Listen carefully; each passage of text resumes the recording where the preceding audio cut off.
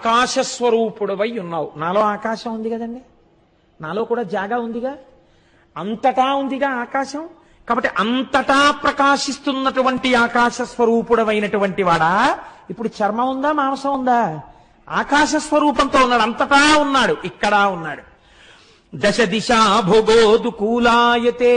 బాగుందండి, మీరు చెప్పింది బాగుంది. కానీ మరి అలా అంత పెద్ద ఆకాశ స్వరూపుడైతే మరి మేము ఎలాగండి ఆయనకో బట్ట కట్టుకుని రావాలి కదా మా ఇంటికి. నా వెనకాల బట్టలు కట్టుకోని వాడిని తీసుకొస్తే ఇక్కడ బట్టలు కట్టుకోని వాడిగా కూర్చోపెట్టుకుంటే మళ్ళీ నాకు ఆయన్ని చూసినప్పుడు ఏ కాలభైరవ దర్శనంలాగా ఉంటుంది కదా. ఎలా అంటే శంకరాచార్యులు వారు అన్నారు, దశ దిశా భోగోదుకూలాయతే. వస్త్రం లేకపోవడం ఏంటి? ఆయనకి వస్త్రం నువ్వివ్వలేవనంతే. ఆయనకి పెట్టగలిగిన వస్త్రం నేయగలిగినటువంటి సాలెవాడు ప్రపంచమునందు లేడు. ఆయనకి సహజంగా ఒక వస్త్రం ఉంది. ఏమిటో తెలుసా వస్త్రం? దిక్ అంబరుడు, దిగంబరుడు. అంటే 4 దిక్కులు, తూర్పు, పడమర, ఉత్తరం, దక్షిణం, ఈశాన్యం, ఆగ్నేయం, నైరుతి, వాయవ్యం, ఊర్ధ్వం, అధోముఖం, 10 దిక్కులు కలిపి ఆయనకి వస్త్రం అయ్యాయి. దిక్కులు అంబరముగా కట్టుకున్నాడు, వస్త్రంగా కట్టుకున్నాడు. ఇప్పుడు ఏ వస్త్రం?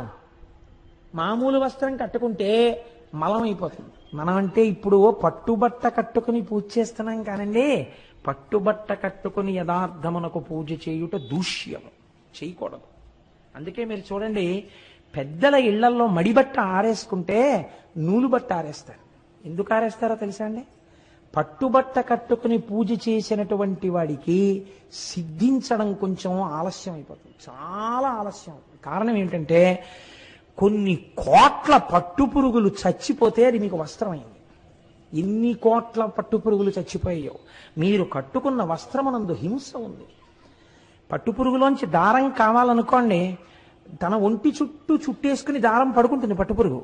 ఇప్పుడు ఆ పట్టుపురుగుని చచ్చిపోకుండా తీసేయాలంటే బ్లేడ్ పెట్టి దారం కోసేయాలి. కోసేస్తే ఇంకా దారాలు పనికిరావు. కాబట్టి ఏం చేస్తారంటే ఈ పట్టుపురుగులన్నీ పట్టుకెళ్ళి మరుగునీళ్లలో పడేస్తారు. పడేస్తే ఉడికిపోతాయి ఆ కాయలు. ఉడికిపోతే పట్టుపురుగులన్నీ చచ్చిపోతాయి. చచ్చిపోయిన తర్వాత రాట్నం మీద పెట్టి దారాన్ని ఇటువైపు కట్టి ఉడుకుతారు. ఉడికితే దారం అంతా ఇటు వచ్చేస్తుంది. ఈ పట్టుపురుగులన్నీ కాయలన్నీ తీసి అవతల పారేస్తారు. వీటిని కాకులు కుక్కలు తినేస్తాయి. కాబట్టి ఇప్పుడు ఈ ఒక్క పట్టు వస్త్రం కట్టుకుంటే ఆ పట్టు వస్త్రంలో ఎన్ని కోట్ల పురుగులు చచ్చిపోయిన ఉన్నాయో నీకు తెలియదు. అందుకే పట్టు వస్త్రాన్ని పెద్దలైనటువంటి వారు, మహాపురుషులైనటువంటి వారు దూరంగా ఉంచడానికి కారణం అదే. మడిబట్ట ఆరేసుకోవడం అన్న విధానం ఎందుకు వచ్చిందో తెలుసా అండి?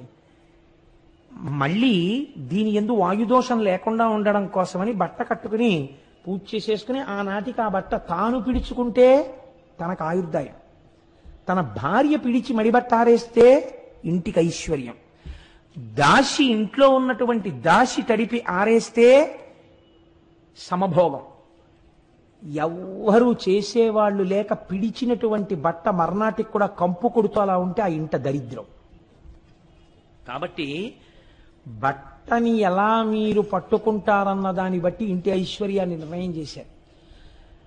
ఒకటి, తనన్నా పిడుచుకోవాలి.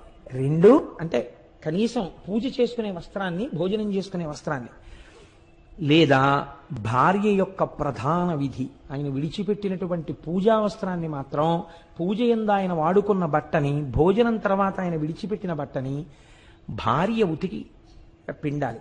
ఈ ఇద్దరూ కాకపోతే చాలా గొప్ప సేవ శిష్యుడికి ఏమిటి అంటే, గురువుగారు అలా కట్టుకు విడిచిపెట్టినటువంటి బట్టని పిడిచి ఆరేయడం. అది గురుశుశ్రూషలో అంతర్భాగం. వాడు గొప్ప అభ్యున్నతిని పొందుతాడు అలాంటి శిష్యుడు. సరే, అది వేరే విషయం అనుకోండి. నేను ఎందుకు ఈ మాట ప్రస్తావన చేశానంటే, ఆయన పట్టుబట్ట కట్టుకోరా అండి అని అడగకూడదు కాబట్టి ఈ మాట చెప్పవలసి వచ్చింది. కాబట్టి దశ దిశా భోగోదుకూలాయతే, 10 దిక్కులు ఆయనకు అంబరమై ఉన్నాయి. దిక్కులు వస్త్రములుగా కలిగినటువంటి వాడు. ఇప్పుడు చూడండి, అమలేశ్వరుడు అన్న మాటని యథార్థంగా తీసుకొచ్చి సాకారం చేస్తున్నారు. ఇది శంకరాచార్యులు వారి ప్రజ్ఞ. శీతాంశు ప్రసవాయతే, బాగుందండి. మరి బొత్తిగా మా ఇంటికి వచ్చి ఒక్క పంచె ఒక్కటి కట్టుకుని ఆయన ఏదో తన స్వరూపంతో వచ్చి కూర్చున్నాడు అనుకోండి, ఓ చిన్న దోషం ఒకటి ఉంటుంది కదా, చేతికి కనీసం ఉంగరం అన్నా ఉండాలి ఆచమనం చేయడానికి.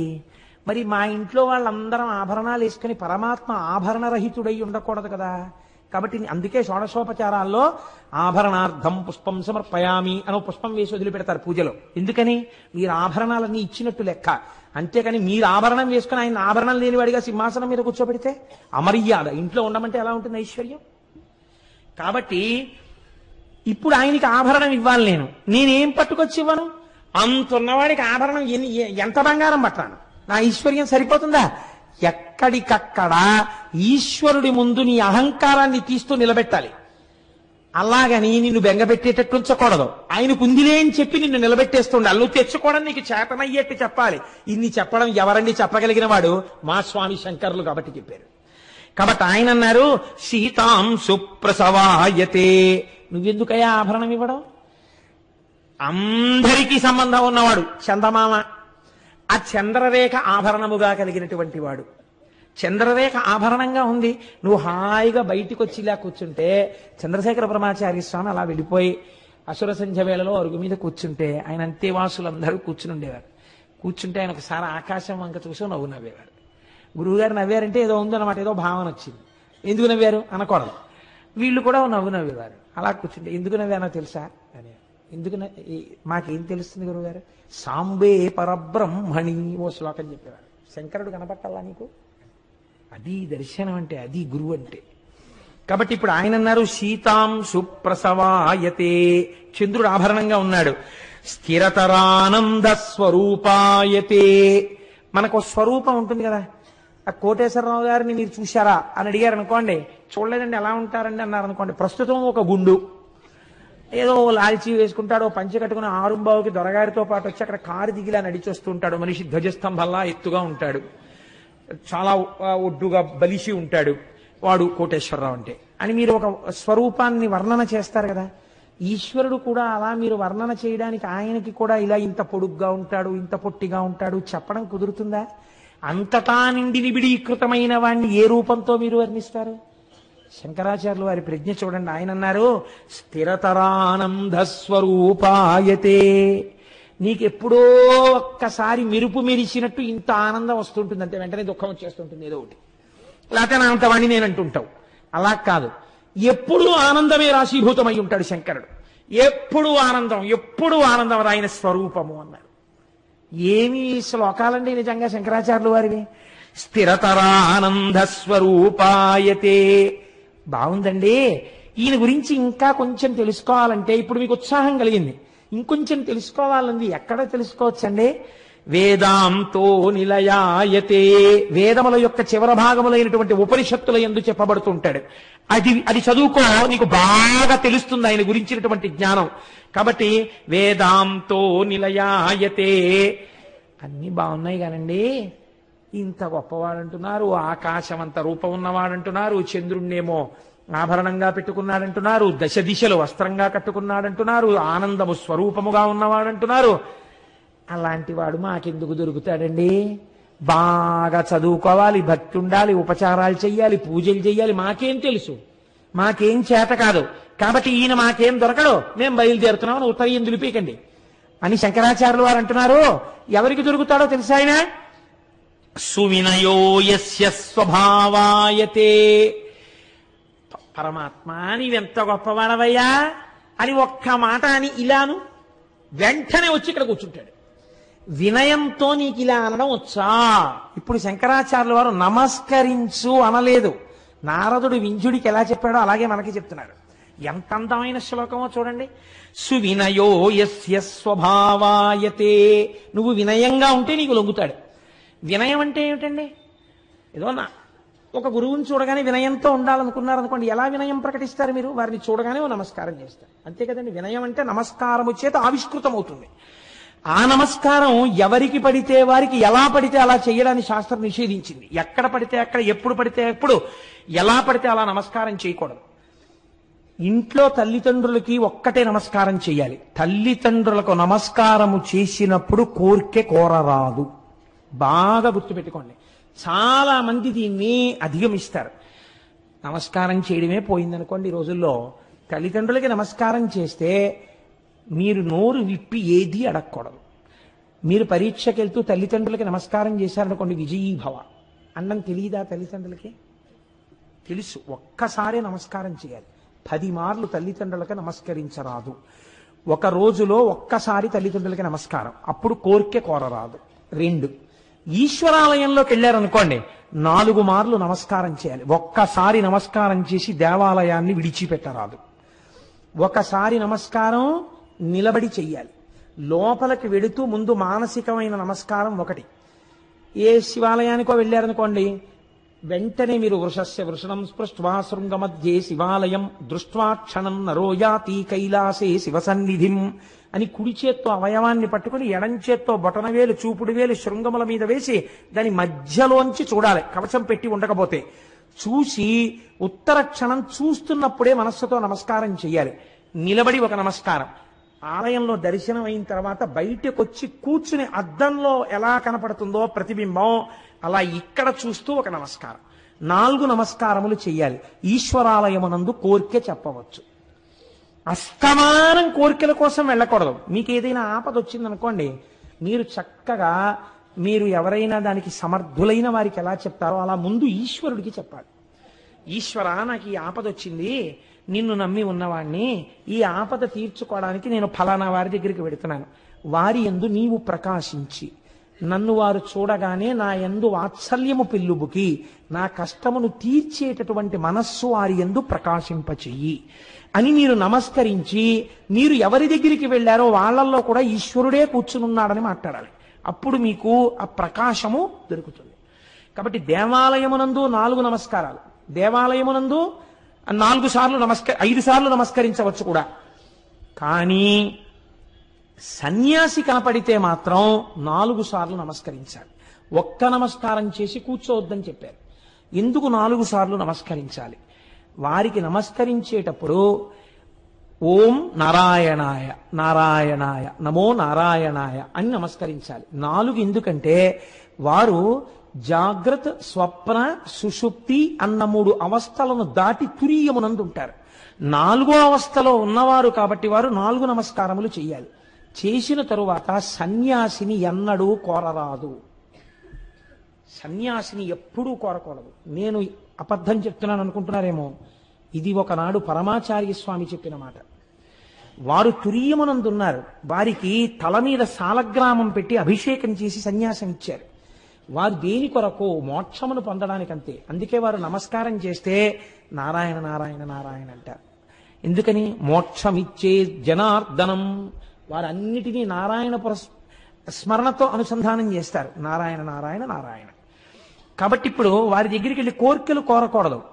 4వ అవస్థలో ఉన్న మహానుభావుడిని ఒక్క నమస్కారం చెయ్యాలి, చేసి కూర్చోవాలి. కాబట్టి ఎక్కడ ఎలా ఉండాలో అలా నమస్కారం చెయ్యాలి. అందుకే మనకి తెలుగునాట ఒక అలవాటు ఉంది. మీరు చూడండి, దండం పెట్టాడండి అంటారు.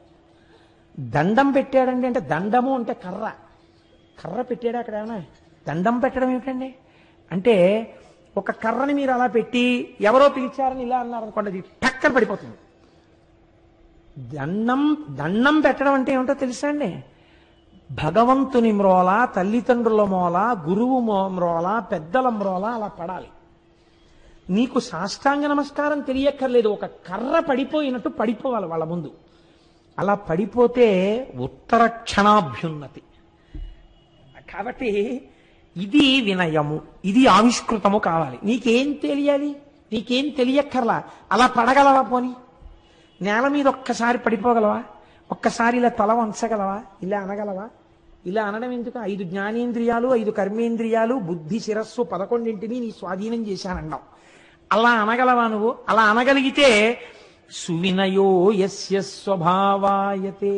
అలా అన్నవాడికి లొంగిపోవడం ఆయన అలవాటయా? నీతో వచ్చేస్తాడు ఇంటికి.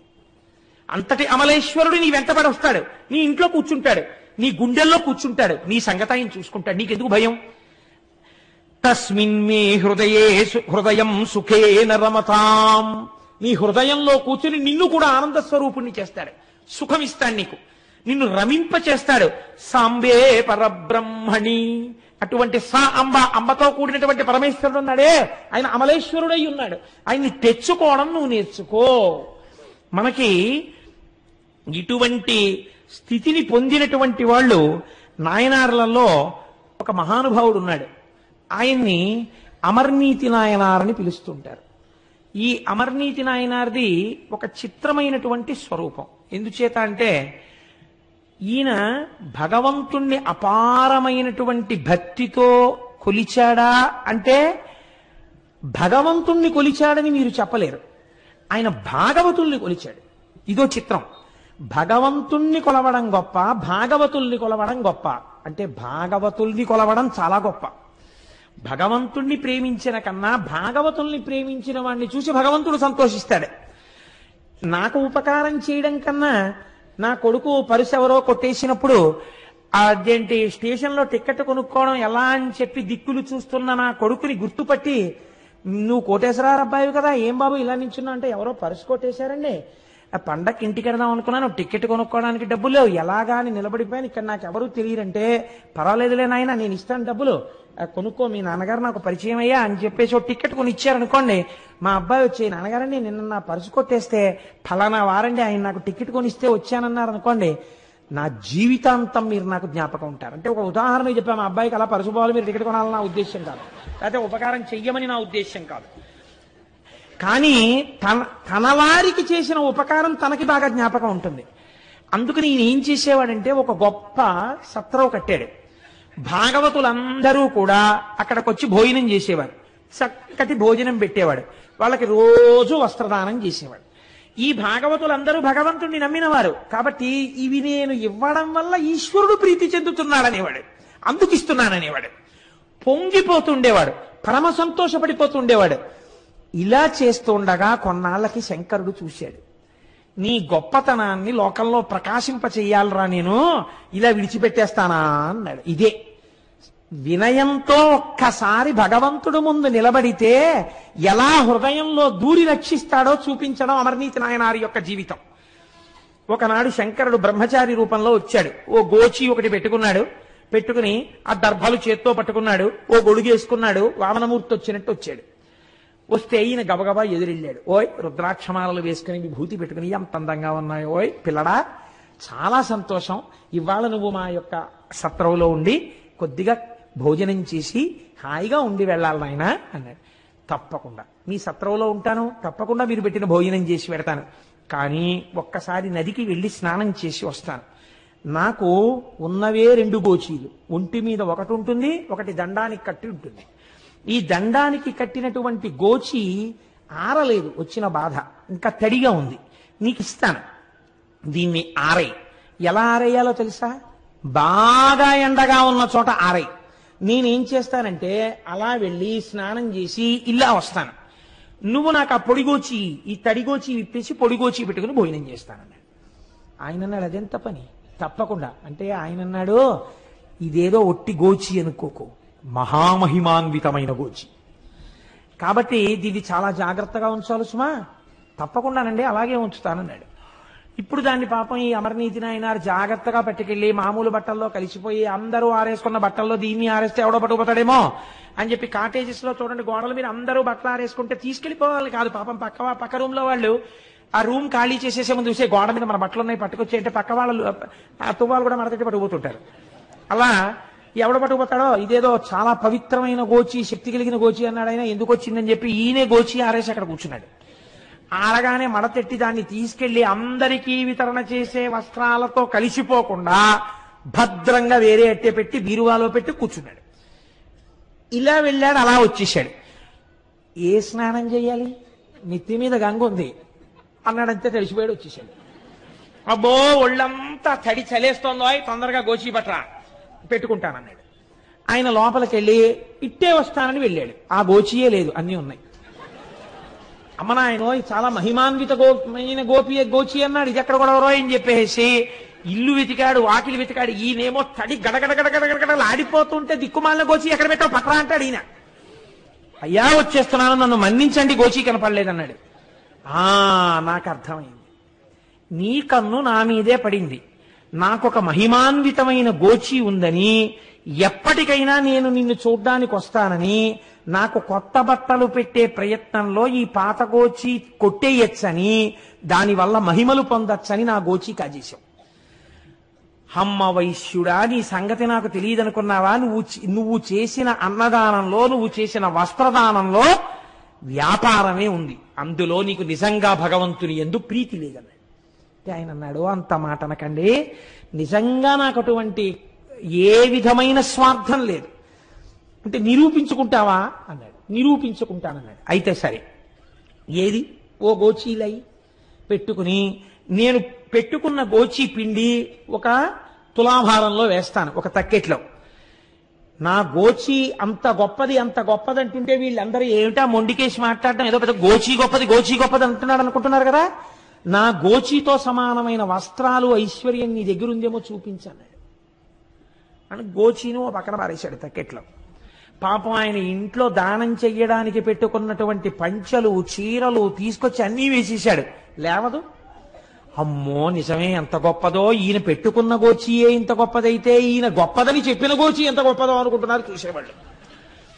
ఇంట్లో ఉన్న బంగారం తెచ్చేశాడు, వెండి తెచ్చేశాడు, స్థిరాస్తుల యొక్క పత్రాలు తెచ్చేశాడు, చరాస్తులు తెచ్చేశాడు, అన్ని తక్కెట్లో పెట్టేశాడు.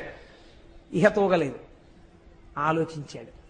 ఓహో, వచ్చినవాడు సామాన్యుడు కాడనుకున్నాడు. భార్యని పిలిచాడు, 2 బిడ్డల్ని పిలిచాడు, రండి అన్నాడు. అందరూ చూస్తుండగా ఒక మాట చెప్పాడు, నేను ఎప్పుడు ఏది దానం చేసినా, నేను ఎప్పుడు ఎవరికి ఏది పెట్టినా అది పరమేశ్వర ప్రీతి కొరకు మాత్రమే పెట్టిన వాడనైతే, ఆ పుణ్యబలము చేత నా మాట సత్యమైతే ఆ గోచితో సమానంగా ఇటువైపు తక్కెడ పైకి లేచుగాక అని ఆ తక్కెట్లో 4 నించున్నారు. ధన్మని గోచి ఉన్న వైపు కిందకి దిగిపోయింది, ఇది పైకి లేచిపోయింది. బ్రహ్మచారి అంతర్ధానం అయిపోయాడు. ఆ దేవాలయంలో ఆయన రోజు ఏ శంకరుణ్ణి ప్రార్థిస్తాడో ఆ పరమాత్మ నందివాహనారూఢుడై పార్వతీ సహితుడై సాకారంగా ప్రత్యక్షమయ్యాడు. ఈ 4 తనలో ఐక్యం చేసుకున్నాడు. నీవు చేసిన సేవలో ఉన్నటువంటి గొప్పతనాన్ని ఆవిష్కరించి నిన్ను నాలో కలుపుకోవడానికి నువ్వు ఒక్క నమస్కారం నిజాయితీతో చేసినందుకు నా వస్త్రము కన్నా నీ వినయం గొప్పదని తక్కెటిని పైకి లేపి నాలోకి నిన్ను తీసేసుకున్నానన్నాడు. ఇప్పుడు చూడండి, ఇది శంకరాచార్యులు వారు అంటున్నారు, సువినయో యస్య స్వభావాయతే.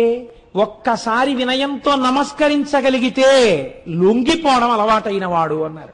ఏం మా స్వామి చెప్పిన దాంట్లో దోషం ఉందా? అమర్నీతి నాయనారని ఒక నాయనారే ఉన్నారే దీనికి ప్రమాణంగా. కాబట్టి భగవంతుణ్ణి నమ్మినటువంటి వాడికి ఒక్కసారి ఆ క్షేత్రానికి వెళ్ళి, ఓంకార క్షేత్రం దగ్గరికి వెళ్ళి, ఆ ప్రణవలింగం దగ్గర, అమలేశ్వర లింగం దగ్గర ఎవరు శిరసు ఉంచి నమస్కరిస్తున్నారో వారికి అన్ని అభ్యున్నతులు కలుగుతాయి.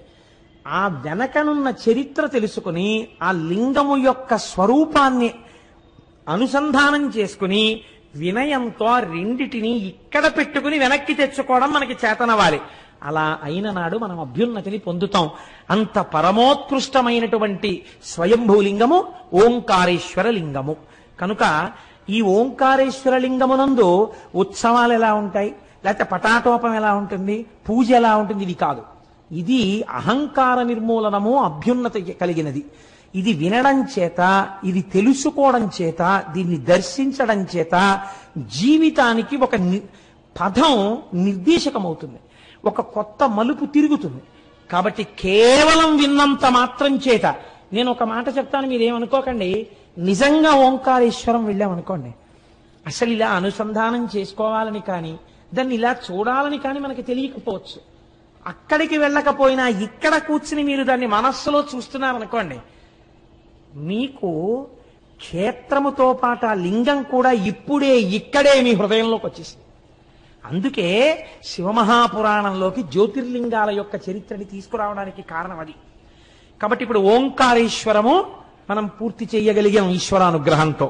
ఇప్పుడు మనం భీమేశ్వర జ్యోతిర్లింగ దర్శనం వైపుకి వెడదాం. ఈ భీమేశ్వర జ్యోతిర్లింగం గురించి ప్రార్థనా శ్లోకంగా ఒక మాట చెప్తారు. యోగాకినీశాకినికా సమాజైః నిషేవ్యమాన పిచితాశనైశ్చ సదైవ భీమాదిపదం ప్రసిద్ధం తం శంకరం భక్తహితం నమామి. ఇక్కడ ఉండేటటువంటి శంకరుణ్ణి భీమలింగము అని పిలుస్తారు. భీమ అన్న నామం మీరు రోజు చదువుతున్నారు శివాష్టోత్తరంలో. ఈ భీమ అన్న నామం శివాష్టోత్తరంలో ఉంది, విష్ణు సహస్రనామ స్తోత్రంలో కూడా ఉంది. మీరు విష్ణు సహస్రం చదివేటప్పుడు ఈ భీమ అన్న నామం వస్తుంది. మీరు చూడండి, ఇది చాలా చిత్రాతి చిత్రమైనటువంటి స్వయంభూలింగం. ఆయన మీరు రమణాశ్రమంలోకి వెళ్ళగానే ఇటినరీ ఇస్తారు మీకు. ఇటినరీ అంటే ఏ నిమిషం నుంచి ఏ నిమిషం వరకు ఆశ్రమంలో కార్యక్రమాలు జరుగుతాయో ఆ ఇటినరీ ఇస్తారు. మీరు భోజనానికి ఎన్ని గంటలకు రావాలో, తాళాలు ఎవరిస్తారో, ఎవరు మిమ్మల్ని తీసుకెళ్లి రూమ్లో దింపుతారో అవన్నీ ఆయన చెప్తారు. చెప్పి మీ చేతికి తాళం చెవులిస్తారు. వీళ్ళని ఆశ్రమంలో ఉండేటటువంటి విషయాల్ని నిర్దేశం చేసేవారు. మంత్రోపదేశం చేసిన గురువు ఉంటారు, వారిని బోధక గురువు అంటారు. మంత్రోపదేశం చేసిన గురువు మిమ్మల్ని కూర్చోపెట్టుకునేవి చెప్పక్కర్లేదు, కానీ మీరు ఏవి చదువుకుని నేర్చుకున్నా అవన్నీ ఆయన వల్ల ప్రకాశించినట్టే లెక్క శాస్త్రంలో. బోధక గురువు. ఈ బోధక గురువు కన్నా పై స్థాయిలో ఉంటారు వారు పరమ గురువు, చంద్రశేఖర బ్రహ్మచార్య స్వామి వంటి మహాపురుషులు. ఇప్పుడు ఒక వ్యక్తి, ఒక శిష్యుడు చిన్నప్పుడు పాఠం చెప్పినటువంటి గురువు గారు కనపడగానే ఆయన దగ్గర దండల్లా పడతాడు. ఇప్పుడు ఇద్దరూ కలిసి నడుస్తున్నారు అనుకోండి, వీళ్ళిద్దరికీ ఆశ్రమంలో విషయాలు చెప్పినటువంటి గురువు కనపడ్డాడు అనుకోండి, ఆయన దగ్గర వీళ్ళిద్దరూ దండల్లా పడిపోతారు, ఇద్దరూ పడిపోతారు దండల్లాగా. ఇప్పుడు వీళ్ళ ముగ్గురు నిలబడి ఉన్నారనుకోండి, ఈయనకి మంత్రోపదేశం చేసిన గురువు వచ్చారనుకోండి, వీళ్ళ ముగ్గురు ఆయన ముందు పడిపోతారు దండల్లా. ఇప్పుడు వీళ్ళ నలుగురు నిలబడి ఉన్నారనుకోండి, పరమ గురువు వస్తున్నారనుకోండి, వీళ్ళ నలుగురు ఆయన ముందు పడిపోతారు. ఇలా పరమ గురువు మాత్రం అలాగే నిలబడి ఉంటాడు. మహిమోన్నతమైనటువంటి స్థాయిలో పరమ గురువులు ఉంటారు. కనుక గురువుల యొక్క మెట్లు ఏ స్థాయిలో ఉంటాయో మనకి ఇక్కడ ఉండేటటువంటి చిత్రం కూడా అలాగే ఉంటుంది. ఇక్కడ ఉండేటటువంటి చిత్రము అంటే ఒక విషయాన్ని మీరు అర్థం చేసుకోవాలి. ఇప్పుడు చూడండి, నోటి మాట చెప్పనక్కర్లేకుండానే ఒక స్థాయి గురువు దగ్గర మోకరిల్లిపోతున్నాడు. ఇందులో మీరు ఈయన ఇంకా అయితే చాలా తక్కువవాడండి, ఆయన గొప్పవాడడానికి ఏముండదు. ఎవరి గొప్పతనం వారికి ఉంటుంది, ఉంటూనే ఒకరి దగ్గర ఒకరి వినయంతో పడిపోతుంటారు. ఇది భీమశబ్దం చేత మీరు అన్వయం చేయాలి, అంతేకాని అర్థం లేకుండా దాన్ని అన్వయం చేస్తే తప్పైపోతుంది. ఇప్పుడు మీరు చూడండి, ఉదాహరణకి అగ్నిహోత్రుడు పనికిమాలిన వాడని మీరు చెప్పకూడదు. అగ్నిహోత్రుడు చాలా గొప్పవాడు. ఒక ఆఫీసర్ గారు ఉన్నారనుకోండి, ఒక డిస్ట్రిక్ట్ లెవెల్ ఆఫీసర్ గారు ఉన్నారు. ఆ డిస్ట్రిక్ట్ లెవెల్ ఆఫీసర్ గారి దగ్గరికి ఒక సెక్రటరీ వచ్చాడు అనుకోండి, సెక్రటేరియట్ నుంచి. ఈయన లేచి ఆయనకి నమస్కారం చేస్తాడు. ఆయనకి కార్ డోర్ లాగి రండి కూర్చుందామని కార్లో తీసుకెళ్తాడు. ఇప్పుడు డిస్ట్రిక్ట్ లెవెల్ ఆఫీసర్ ఆయనకి గౌరవించాడు, ఆయనకి చీఫ్ సెక్రటరీ కనబడితే ఆయనకి నమస్కారం చేసి రండి కారులో కని ఈయన కార్యక్రమించుకుని ఈయన ముందు సీట్లోకి వెళ్ళిపోతాడు. ఇప్పుడు వీళ్ళ ముగ్గురికి ఈ జిల్లాకి సంబంధించిన మంత్రి కనబడ్డాడు అనుకోండి, ముగ్గురు నమస్కారం చేసి ఇందులో ఉన్న పెద్ద ఆయన పక్కన మంత్రి గారు కూర్చుని రెండో ఆయన ముందు సీట్లో కూర్చుని మూడో ఆయన వెనక కారులోకి వెళ్ళిపోతాడు. ఇప్పుడు ముఖ్యమంత్రి గారు వచ్చారనుకోండి, ఇప్పుడు ఇందులో రెండో ఆయన వెనక్కి వెళ్ళిపోయి వీళ్ళ ముగ్గురు ముందు కారులో కూర్చుంటారు. గవర్నర్ గారు కూడా వచ్చారనుకోండి, గవర్నర్ గారు ముఖ్యమంత్రి గారు కూర్చుని ఇంకో ఇద్దరు వెనక్కి వెళ్ళిపోతారు కదండి. అంత మాత్రం చేత వాళ్ళ అధికారాలు పాడైపోయాయా? అలా మీరు చెప్పకూడదు. అది మర్యాద. చెప్పగలరు పైవారు, వారు స్వతంత్రంగా నువ్వు ఈ పని చెయ్యి అంటారు. వారి గొప్పతనాన్ని దృష్టిలో పెట్టుకుని వీరు చేస్తారు, కానీ అంత మాత్రం చేత వాడు చేతకానివాడు కాడు. అది వినయంతో తన అధికారాన్ని బాధ్యతగా మార్చుకుని చేస్తున్నాడు పైవాడి మీద గౌరవంతో. అది ఆయన గౌరవాన్ని చెప్తుంది, పైవాడి గౌరవాన్ని చెప్తుంది, కిందవాడి వినయాన్ని కూడా చెప్తుంది. దాన్ని పక్కకి తీసి మీరు మాట్లాడితే అసలు అర్థం పర్థం లేకుండా తయారవుతాయి పురాణాలు. అలా మాట్లాడకూడదు. అగ్నిహోత్రుడు అందుకని ఇలా అయిపోయాడండి అని మీరు అనకూడదు. లింగ పురాణం చిత్రమైన మాట చెప్తోంది. వాయువు యొక్క పేరేమి, అది ఎలా మాట్లాడిందో చూడండి. ఆయన్ని వాయు అనలేదు, ఆయన గురించి ఏమందంటే ప్రభంజన అంది. ప్రభంజన అంటే ఆయన గట్టిగా వీస్తే పెద్ద పెద్ద మహావృక్షాలు కూడా కూకటి వేళ్లతో కింద పడిపోతాయి, విరగ్గొడతాడు కాబట్టి ప్రభంజనుడు. అటువంటి వాడు శంకరశైవ శాసనాత్. శంకరుడు ఒక మాట చెప్పేట, నువ్వేం చెయ్యాలో తెలుసా? జీవుల యొక్క కార్యములన్నీ నువ్వే నిర్వర్తించాలి, వాళ్ళల్లో ఉండి చెయ్యి అన్నట్టు. అదేంటండి వాళ్ళల్లో ఉండి నేను చేయడం ఏమిటండి ఆ పనులన్నీని అని అనలేదుట. వెంటనే తను చేయడానికి లోపలికి వెళ్ళాడు. ఎలా వెళ్ళాడు అంటే దానికి ఒక అందమైన సమన్వయం చేసింది శాస్త్రం. మన యందు 10 వాయువులు ఉంటాయి. ప్రాణ, అపాన, వ్యాన, ఉదాన, సమాన, నాగ, కూర్మ, కృకర, ధనంజయ, దేవదత్తములు అంటారు వీటిని. మీరు చాలా జాగ్రత్తగా అర్థం చేసుకోండి. ఇది మీకు అర్థమైతే మీ జీవనం యొక్క స్థితే మారిపోతుంది. ప్రాణము, ప్రాణం అంటే కదలిక కలిగినది. లోపలికెడుతుంది బయటకు వస్తుంది, లోపలికెడుతుంది బయటకు వస్తుంది. దీన్ని ప్రాణవాయువు అంటారు. ఇది ఆగిపోయింది అనుకోండి, ఇది శివము కాదు శవం అంటారు. ఇప్పుడు ప్రాణము. రెండవది అపానము. అపానవాయువు ఏం చేస్తుందంటే మీరు తిన్న పదార్థాన్ని జీర్ణం చేయడంలో ఉపయోగపడుతుంది. ఉపయోగపడి ఒకవేళ లోపల సున్నితమైన ప్రేగుల్ని పాడు చెయ్యగలిగిన పదార్థములుంటే వాటి వ్యగ్రతని తగ్గించడానికి వాటి వ్యగ్రతని పట్టుకుని అధోముఖంగా కిందకెడుతుంది. కాబట్టి దాన్ని అపానవాయువు అని పిలుస్తారు. మూడవది వ్యానవాయువు. వ్యానవాయువు మీ శరీరము వంగడానికి ఉపయోగిస్తుంది. ఈ తల ఇలా ఉందనుకోండి, ఈ తల ఇలా వంగాలంటే వాయు సహాయంతో వంగుతుంది. ఈ చెయ్యి ఇలా వంగాలనుకోండి, వాయు సహాయము చేతనే వంగుతుంది. అందుకే వాయు సంబంధము వాత సంబంధము. పక్షవాతం వచ్చిందండి అంటారు. పాక్షికంగా ఇంకా శరీరం వంగడం ఆగిపోతుంది. కాబట్టి వాయు సంబంధమే వాత సంబంధం ఉంటుంది.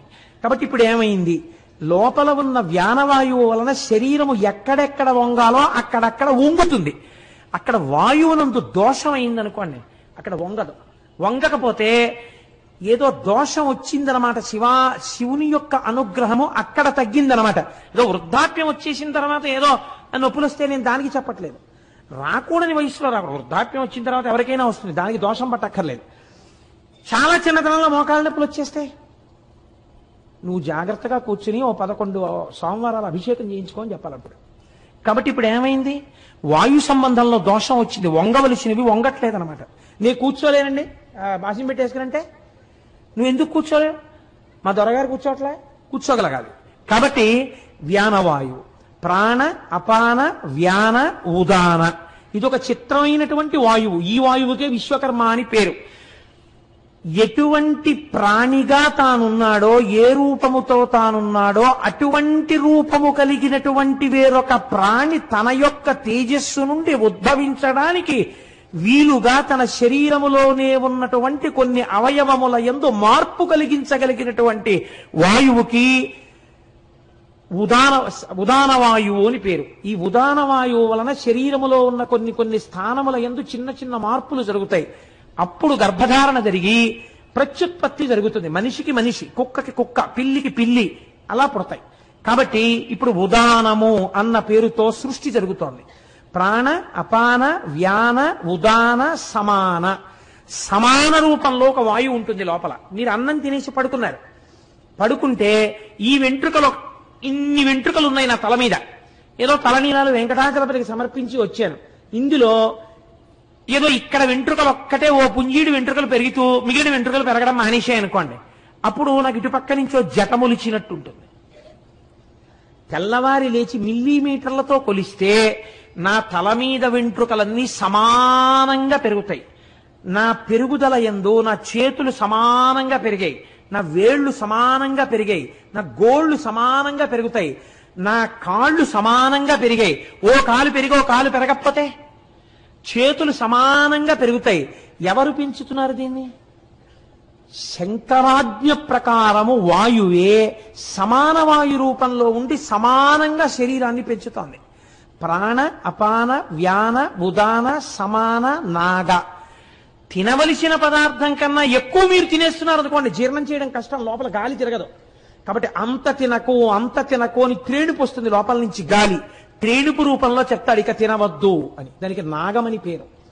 కూర్మము అని ఒక వాయువు ఉంటుంది. ఈ కూర్మమన్న వాయువు శరీరంలో మిగిలిన వాయువుల్లా కొద్దిగా స్తబ్దంగా ఉండడానికి వీల్లేదు. ఈ వాయువు చాలా ఎలర్ట్ గా ఉంటుంది. ఎక్కడుంటుంది? కనురెప్పను ఆశ్రయించి ఉంటుంది. ఇది కంటి దగ్గరికి ఇలా పురుగు వచ్చిందనుకోండి, టక్కన పడిపోవాలి కనురెప్ప.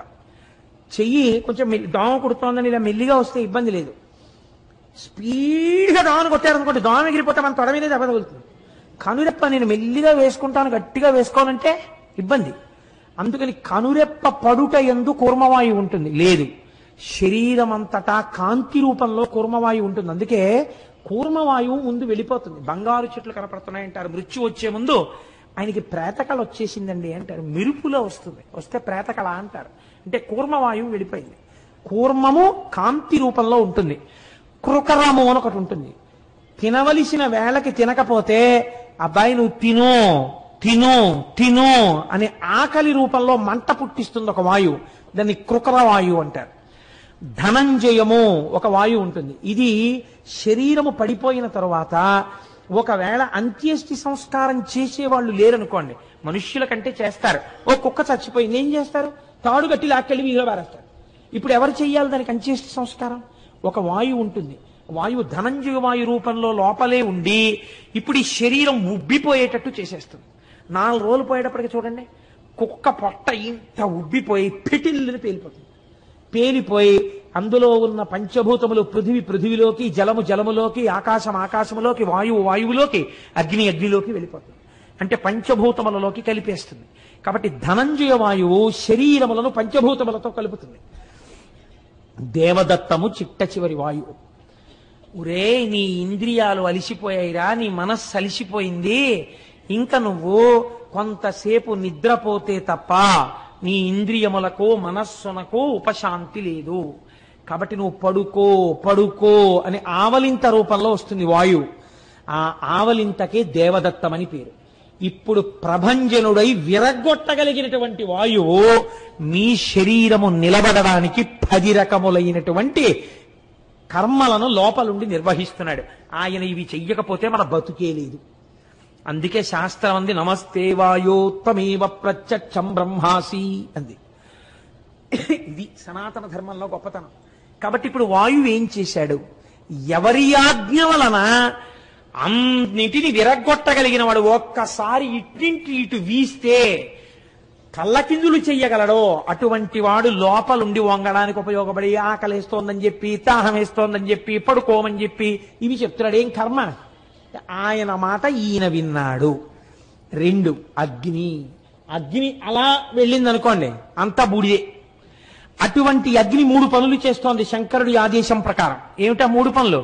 1, యజ్ఞము జరుగుతున్నప్పుడు దేవతలకు హవిస్సు పట్టుకెళ్ళాలి. రేపు సుబ్రహ్మణ్యేశ్వర స్వామి వారికి హోమం చేస్తాం, హవిస్సు ఎవరు తీసుకెళ్ళాలి?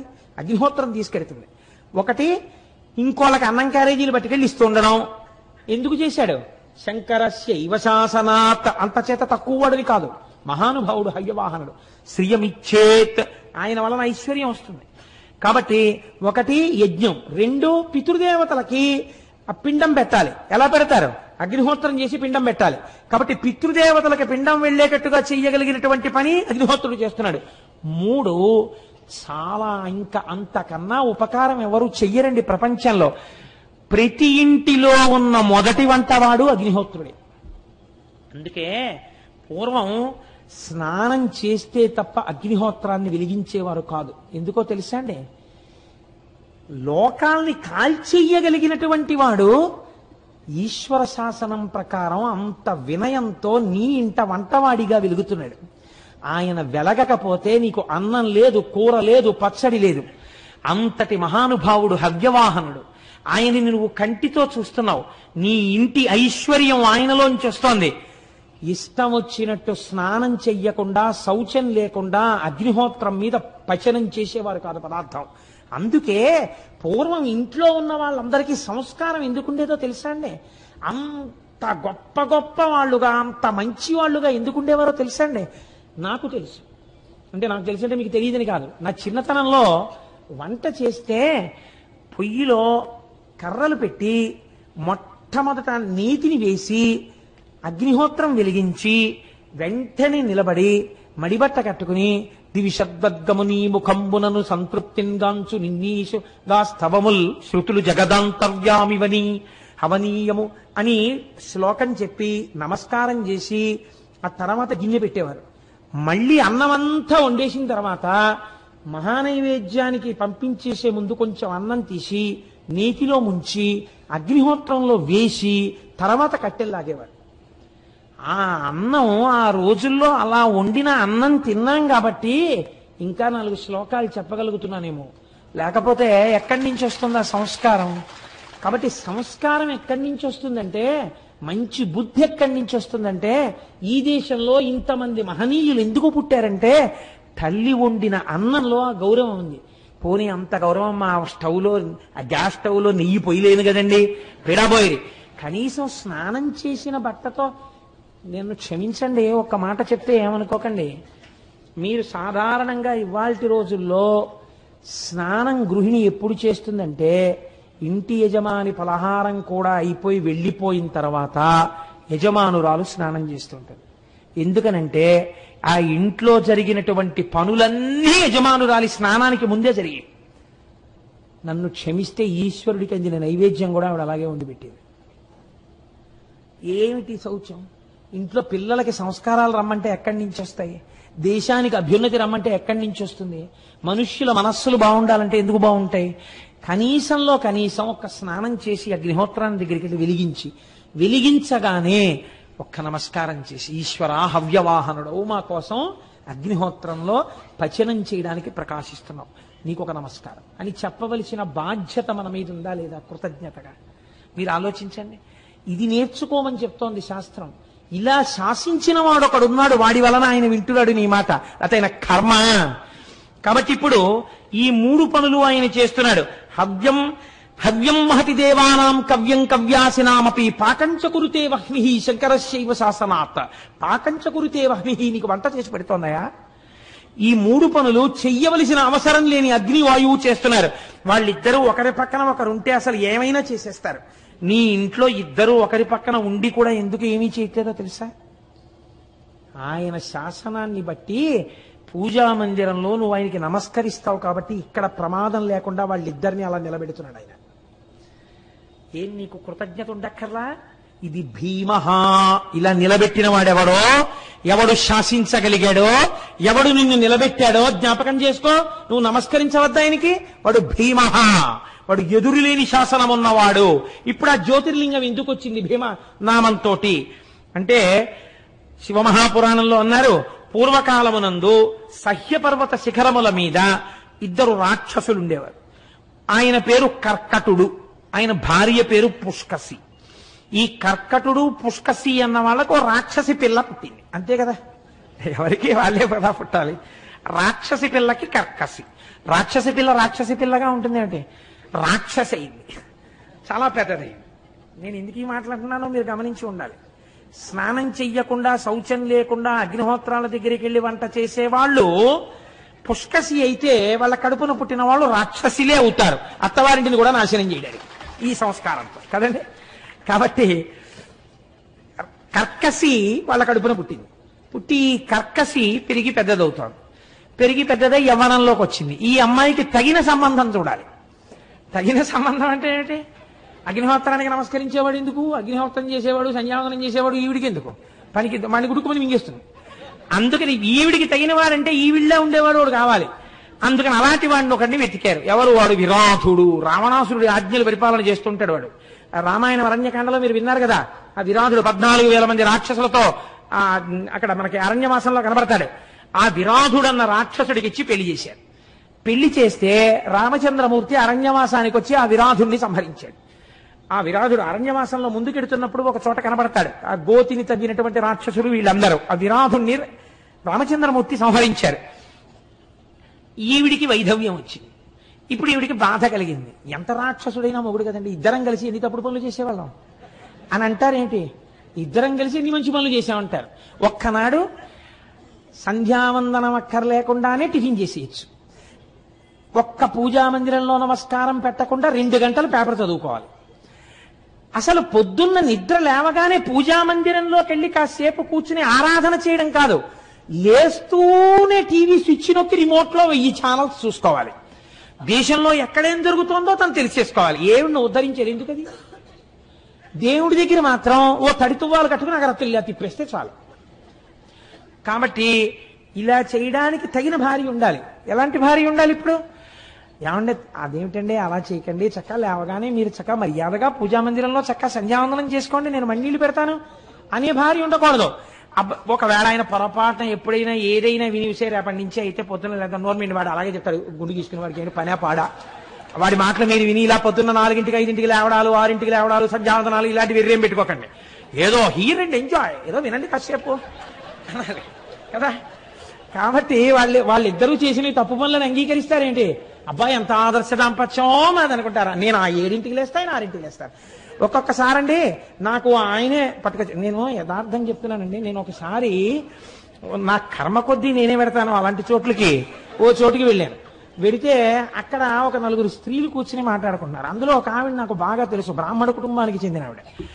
ఆవిడ మాంసాన్ని ఎన్ని రకాలుగా వండొచ్చో, ఆమ్లెట్ ఎంత బాగా వేయచ్చో, గుడ్డుని ఎలా పగల కొట్టచ్చో ఇవన్నీ చెప్తాను. నాకు చెవి అటు వెళ్ళిపోయి, ఇదేంట్రా ఇంత ఇలా చెప్పేస్తుంది ఈవిడా అని తెల్లబోయి, ఈ మిగిలిన ముగ్గురు మాంసాహారమును తినడానికి యోగ్యమైన కులముల యందు పుట్టినవారు. వాళ్ళకి ఈవిడ బోధక గురువుగా ఉంది అక్కడ ఉంటే. నేను ఒక గంట పోయిన తర్వాత ఆవిడ ఆ తాదాత్మ్యత నుంచి బయటికి వచ్చి నన్ను చూసింది. చూసి అక్కడికి ఏదో చాలా వినయం కారిపోతున్నట్టు అలా నాలిక ఖర్చుకుని, నమస్కారం కోటేశ్వర, గంట నుంచి ఇక్కడే ఉన్నారేంటి? అమ్మా ఉన్నాను, కానీ మీరు ఒక్కసారి ఇలా రండి తల్లి అమ్మ వచ్చింది. ఏం లేదమ్మా, మీకింత పరిజ్ఞానం ఏ కారణం వల్ల వచ్చింది? పుస్తకాలు చదివి నేర్చుకుంటారా, లేకపోతే ఎవరి దగ్గరైనా చూశారా, మీకు ఎలా తెలిసింది అని అడిగాను. మీ దగ్గర దీని ఎందు పరిణతిని పొందవలసినటువంటి వాళ్ళు శిష్యులై ఉన్నారు, మీరు గురువు అయి ఉన్నారు. ఇంత పరిణతి ఎలా వచ్చింది అన్నారు. అంటే అమ్మా ఆయన పిల్లలు ఇవి లేకుండా భోజనం చేయరు కదండి అని. అయ్యి బాబోయ్ అనుకుని, మరి మీ అత్తవారింట్లో మీ మామగారు వాళ్ళు ఏమనరా అన్నాను. అసలు మా అత్తగారికి నాకన్నా చాలా విషయాలు ఆవిడికే తెలుసు, ఆవిడ ఎన్ని నేర్పారు.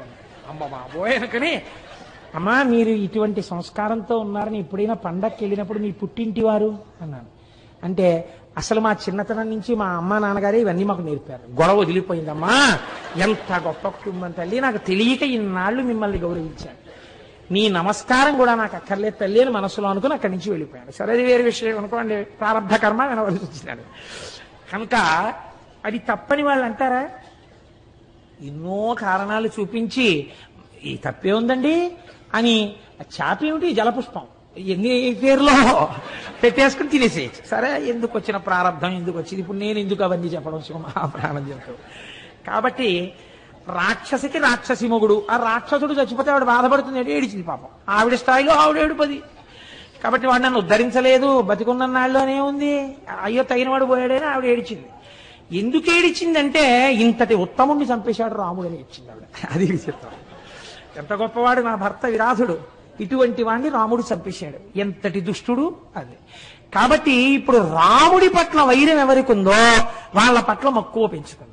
కాబట్టి మక్కువ పెంచుకుంది కాబట్టి ఒక ఆవిడికి మీరంటే ఇష్టం అండి అని కుంభకర్ణుడికి చెప్పారు, చెప్పవలసిన వాడికి చెప్పాడు. వాడు పాపం ఇక్కడ ఎవరో మన గురించి చాలా అభిమానం పెంచుకుందటని చూడడానికి వచ్చాడు నిద్ర లేచినప్పుడు. రాక్షసులకి రాక్షస బుద్ధులే కదండి ఉంటాయి. అక్కడికి వెళ్ళి వాడు అడిగాడు, అయ్యో పాపం ఎంత కష్టంలో ఉన్నావమ్మా అంటే, ఆవిడేదో ఏదో కళ్ళమ్మ నీళ్లు పెట్టుకుని, నా భర్త పోయాడు చూశారండి, రాముడు చంపేశాడని, యవ్వనంలో ఉన్నావు, ఎంత బాధలో ఉన్నావు, నిన్ను నేను స్వీకరిస్తానన్నాడు వాడు. అయ్యయ్యో అదేమిటండి అంత మాట అని ఆవిడ ఏదో అనే లోపలే వీడు బలాత్కారం చేసి వెళ్ళిపోయాడు. ఎలాంటి వాళ్లతో చేరితే అలాంటి ఫలితాలే వస్తాయి. వెళ్ళిపోతే ఆవిడకో కొడుకుట్టాడు, ఎవరి వలన? కుంభకర్ణుడి వలన.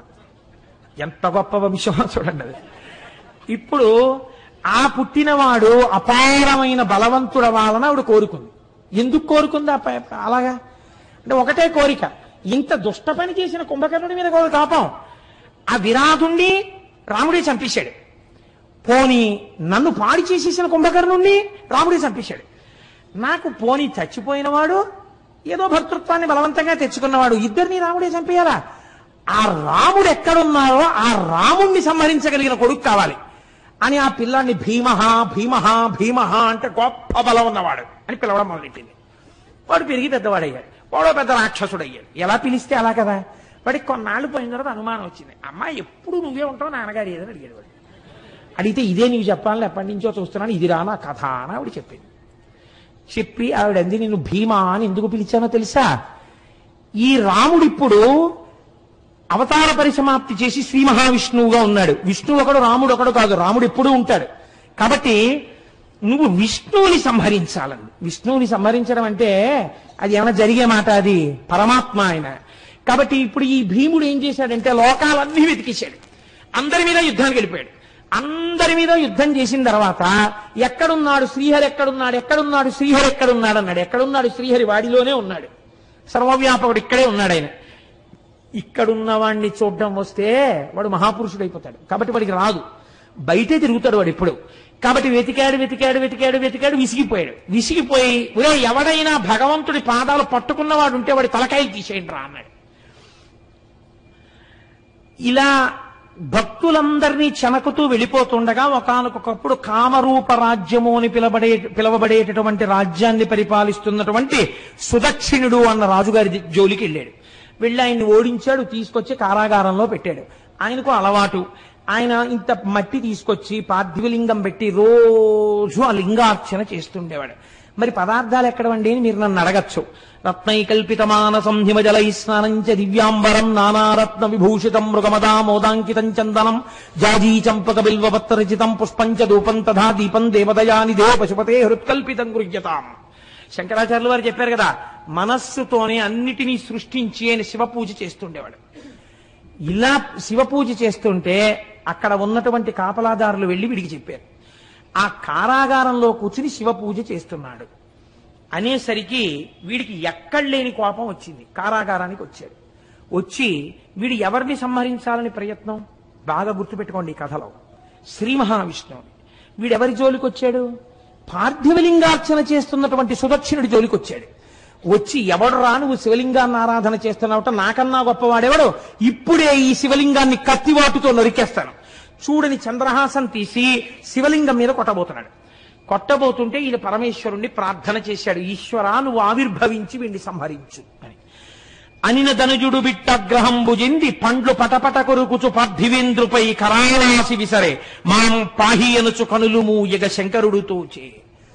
ఎప్పుడైతే చేతిలో ఉన్న చంద్రహాసాన్ని పళ్ళు పటపట కొరుకుతూ విసిరాడో అంతటా నిండి నిబిడీకృతమైపోయినటువంటి పరమాత్మ, ఈ కన్నులకు కనపడనటువంటి పరమాత్మ సాకార రూపాన్ని పొందాడు. సాకారుడై పార్థివలింగంలోంచి బయటికి వచ్చాడు. పార్థివలింగంలోంచి బయటకు వచ్చి త్రిశూలం పట్టుకుని ఆ రాక్షసుణ్ణి ఒక్కసారి గుండెల మీద పొడిచి సంహరించాడు.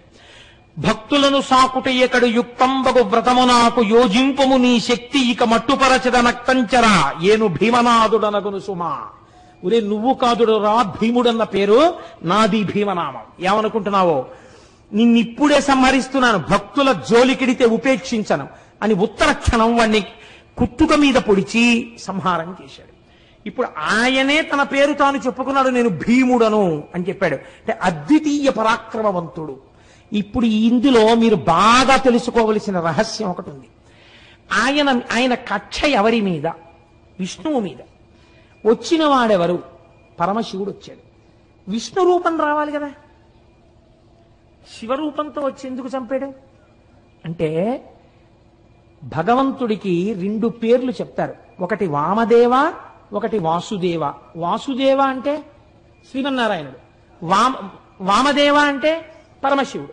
ఇప్పుడు మీరు చూడండి, వామదేవ వాసుదేవ ఈ రెండింటిలో ఒకటి విష్ణుతత్వాన్ని ఒకటి శివతత్వాన్ని ప్రతిపాదించడానికి మారిన అక్షరాలు ఏమిటి? వామదేవాలో వా దేవ ఒకటే, వాసుదేవాలో వా దేవ ఒకటే. ఇందులో మా మారింది, అందులో సు వచ్చింది. ఇందులో మా, అందులో సు. ఇప్పుడు మీరు ఈ సు పక్కన మా పెట్టండి, సుమ. సుమ అంటే ఏమిటి? సుమం అంటే పువ్వు. పువ్వు అంటే ఏమిటి? జ్ఞానం.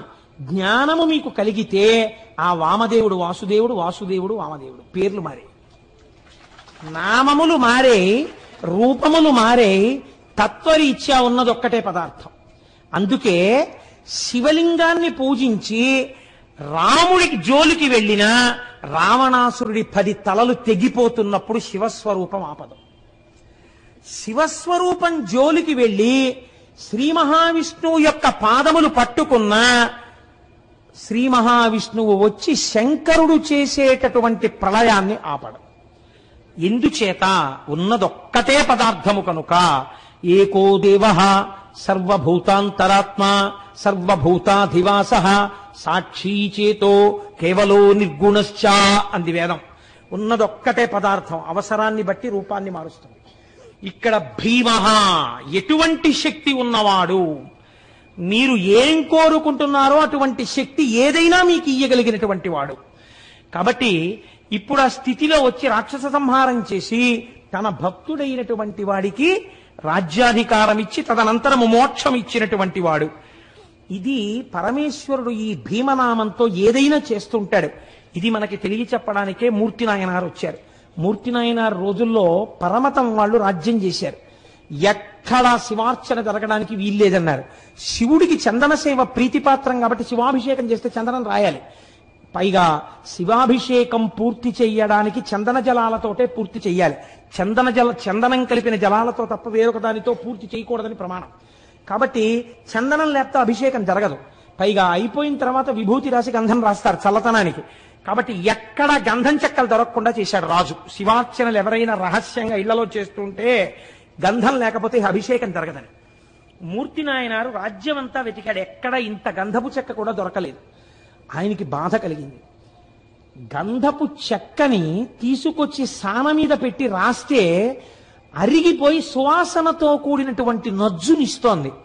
ఈశ్వరుడు ఇచ్చినటువంటి చెక్క నాకు ఉంది, నేను నా మోచేతిని సాన మీద అరగతీస్తాను, వచ్చిన నజ్జుని శివుడికి అలంకారం చేస్తాను, అభిషేకం చేస్తాను గంధంగానని తన మోచేతిని అరగదీశాడు. అరగదీస్తుంటే చర్మం చిట్లిపోయింది, రక్తం కారిపోయింది, మాంసం పక్కకి తప్పుకుంది, ఎముక అరిగిపోతుంది. ఇహ చూడలేకపోయాడు శంకరుడు. తాను ఆయన పెట్టుకున్న పార్థివలింగంలోంచి బయటికి వచ్చి గబగబా చేయి పట్టుకున్నాడు. పట్టుకుని, ఎంత సాహసం చేశావయ్యా, గంధపు కర్ర దొరకలేదని, గంధపు కర్రలు దొరకకుండా రాజు చేశాడని నీ చేతిని సాన మీద అరగదీశావు. రేపటి రోజు నుంచి ఎక్కడెక్కడ ఎలా శివార్చనలు కావాలంటే అలా చేసుకునే విధంగా ఈ రాజ్యాన్ని మారుస్తాను.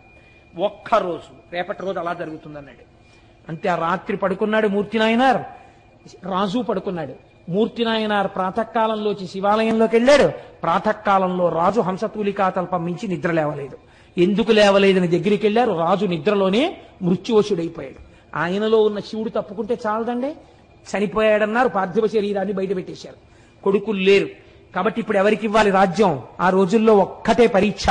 పూలదండని ఏనుగుకిచ్చి ఏనుగునికి కళ్ళకి గంతలు కట్టి వదిలేరు. అది ఎవరిని చూసినప్పుడు దండ వారి మెళ్ళో వేస్తుందో వారికి పట్టాభిషేకం చేస్తామన్నారు. మూర్తి నాయనార్ దేవాలయంలోంచి బయటికి వస్తున్నాడు. ఏనుగటుగా వెళ్ళింది. మూర్తి నాయనార్ వాసన తగలగానే రెండు కాళ్ళు జాపి భూమి మీద చోటిచ్చి కాళ్ల మించి ఆయన్ని పైకెక్కించుకుంటూ దండ వేసి తన మూపున కూర్చోబెట్టుకుని అంతఃపురానికి తీసుకెళ్ళింది. ఈయనకే పట్టాభిషేకం చేద్దామని మరునాడు మూర్తి నాయనార్నే రాజుగా అభిషేకం చేశారు. ఆయన అన్నాడు, నాకు అభిషేక జలాలతో సామ్రాజ్య పట్టాభిషేకం వద్దు, నాకు విభూతితో అభిషేకం చేయండి అన్నాడు. భస్మతో అభిషేకం చేయించుకుని నేను బంగారు కిరీటం పెట్టుకోను, రుద్రాక్ష కిరీటం పెట్టుకుంటానని రుద్రాక్షల కిరీటం పెట్టుకున్నాడు. ఎక్కడ చూసినా శివార్చనలు చేయించాడు. రాజ్యం 3 పువ్వులు 6 కాయలుగా పరిఢవిల్లింది. కనుక మీరు ఆలోచించండి, పరమేశ్వరుడన్నవాడు ఏది చెయ్యలేడు, ఏదైనా చెయ్యగలడు. మీకు ప్రమాణం మూర్తి నాయనార్ యథార్థముగా జరిగిన కదా. మీరు ఏ శివాలయంలోకి వెళ్ళినా మూర్తి నాయనార్ ఉంటారు. 2, ఎక్కడో లేదు, యనమదుర్రు అని మనకి దగ్గరలో ఉంది క్షేత్రం. నేను కార్తీక మాసంలో నాతో పాటు ఒక బస్సుతో వచ్చారు జనం, లేదా నాతో వచ్చారన్న ఏమిటి, వారితో నేను వెళ్ళాను, వారు నన్ను తీసుకెళ్లారు. కాబట్టి యనమదుర్రు అనేది ఒక చిత్రమైన క్షేత్రం. అక్కడ శివలింగం ఉంటుంది. శంకరుడు ఆ శివలింగంలో తల కిందకి పెట్టి పాదాలు పైన పెట్టుంటాడు. ఇలాగా ఎక్కడైనా తల పైకుంటుంది, కాళ్ళు కిందకుంటాయి. యనమదుర్రులో ఉన్న శివలింగంలో శిరస్సు కిందకుంటుంది, పాదాలు పైకుంటాయి. మీరు అక్కడికి వెళ్లి వాళ్ళని అడిగితే నీరాజనం ఇస్తూ చూపిస్తారు శివలింగాన్ని బాగా. కింద శిరస్సు, పైన పాదాలు, నాభి వేసుకున్న యజ్ఞోపవీతంతో సహా కనపడతాయి. యమధర్మరాజు గారు ప్రార్థన చేశాడు ఒకానొకప్పుడు, రాక్షస సంహారం చేయడానికి అమ్మా నువ్వు వచ్చి యనమదుర్రులో కూర్చుంటే నీ శక్తిని నాకు అనుగ్రహిస్తే నేను రాక్షస సంహారం చేస్తానని. అంటే అమ్మవారు శంకరుడు యోగనిష్టలో ఉండి ఆయన ఆ సమయమునందు శీర్షాసనం వేసి ఉన్నాడు. తల కిందకి పెట్టి కాళ్ళు పైకి పెట్టి కాళ్ళు పద్మాసనం వేసుకుని ఉన్నాడు. ఇలా పొడుగ్గా కూడా పెట్టలేదు. అలా కూర్చున్నటువంటి పరమశివుణ్ణి చప్పుడు చేయకండి, స్వామి యోగనిష్టలో ఉన్నాడు, నేను ఒక్కదాన్ని రావడం ఎప్పుడూ ఉండదు, ఈయనతో కలిసి రావాలి అని సుబ్రహ్మణ్యుడు చంటి పిల్లవాడు ఏడుస్తున్నాడు. ఏడుస్తున్న సుబ్రహ్మణ్యుణ్ణి ఒళ్ళో పడుకోపెట్టుకుని స్తన్యమిస్తూ శంకరుణ్ణి ఓ చిక్కం లాంటి దాంట్లో పెట్టుకుని ఎత్తి పట్టుకొచ్చేసింది ఆవిడ శక్తి స్వరూపం. ఎత్తి పట్టుకొచ్చి దేవాలయంలో పెట్టి కూర్చుంది. తానే ఒక పుష్కరిణి సృష్టించింది. మీరు కోటేశ్వరారు అబద్ధాలు చెప్పారంటే మీరు యనమదుర్రు వెళ్ళండి, నాతో ఎందరో వచ్చారు, ఇక్కడ ఉన్నారు సభలో వాళ్ళు, మా ప్రసాద్ బాబు గారు ఉన్నారు కదా, ఏం ప్రసాద్ బాబు గారు వాడు అబద్ధం చెప్పట్లేదని చెప్పరేం మీరు? కాబట్టి అక్కడ ఆ ఎదురుగుండా ఉన్న కోనేటిలో ఉన్న నీటితోనే అన్నం వండుతారు స్వామికి మహానైవేద్యానికి. ఆ నీళ్లతో వండకుండా మీరు ఎంత గొప్ప అగ్నిహోత్రం మీద ఎంత గొప్ప మినరల్ వాటర్ తీసుకొచ్చి వండినా సరే రాత్రి వరకు వండినా బియ్యం ఉడకవట. ఇప్పటికీ కూడా ఎదురుగుండా ఉన్న కోనేటిలో నీటితోనే అన్నం వండుతారు. ఇప్పటికీ మీరు కవచం తీసి చూపించమంటే చూపిస్తారు. చూపిస్తే సుబ్రహ్మణ్యుడిని పడుకోబెట్టుకుని పాలిస్తూ ఉంటుంది అమ్మవారు. పక్కన నిశ్శబ్దంగా శంకరుడు యోగనిష్టలో ఉంటాడు. అక్కడ మనం వెళ్ళినప్పుడు కూడా అంత మర్యాదగానే ఉండాలి, ఎక్కువ చప్పుడు చేయకూడదు. నమస్కారం చేస్తే అమ్మ ప్రసన్నురాలైపోతుంది. అక్కడికి